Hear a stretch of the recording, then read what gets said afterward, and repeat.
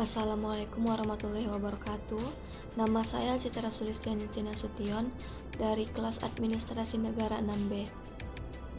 Pada video ini saya akan menjelaskan fenomenologi administrasi negara pada mata kuliah teori administrasi negara yang diampu oleh Ibu Jessica Putri, SAP MSI. Definisi fenomenologi.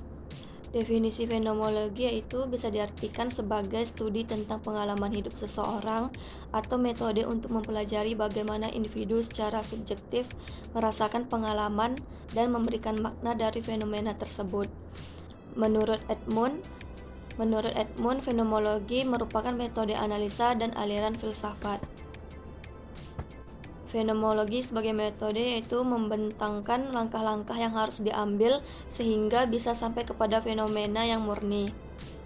Fenomenologi sebagai filsafat yaitu fenomenologi yang mempersoalkan penampakan, yaitu gejala atau fenomena atau realitas yang terjadi pada manusia. Sejarah munculnya fenomenologi. Fenomenologi ini berasal dari filsafat yang mengelilingi kesadaran manusia yang dicetuskan oleh Edmund Husserl pada 1859 sampai 1938. Edmund Husserl merupakan filsuf Jerman yang membawa kemasyhuran fenomenologi di Jerman pada abad 20-an. Kemudian pada Perancis dan Amerika Serikat. Kemudian ia diikuti oleh Max Scheler pada tahun 1874 sampai 1928 yang mempunyai keyakinan bahwa filsafat itu pada pokoknya membicarakan tentang situasi historis manusia. Fenomenologi sebagai filsafat terbagi dua. Yang pertama, fenomenologi sebagai filsafat modern, yaitu bagian dari eksistensialisme lebih menitik beratkan pada persoalan mengenai realitas, yang mana realitas tersebut dapat diketahui berkat hubungan dengan kesadaran, dan kesadaran tidak dapat diketahui tanpa adanya hubungan yang realitas.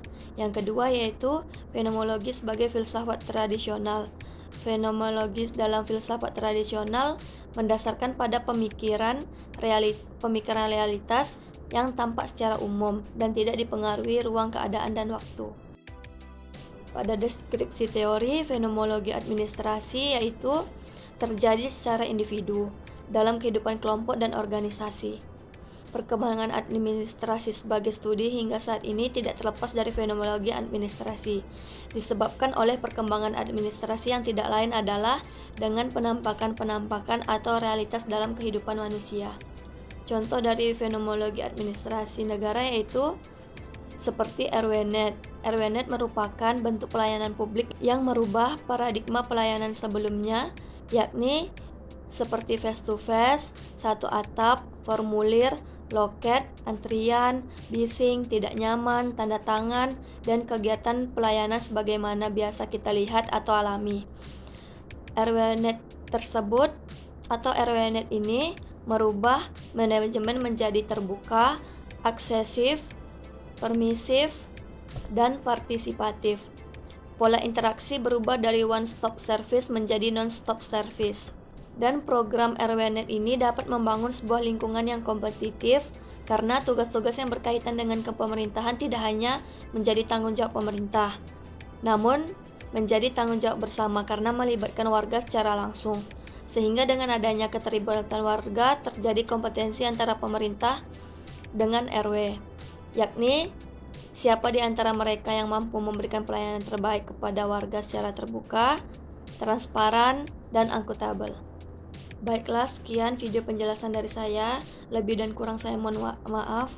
Wabillahi taufiq wal hidayah. Wassalamualaikum warahmatullahi wabarakatuh.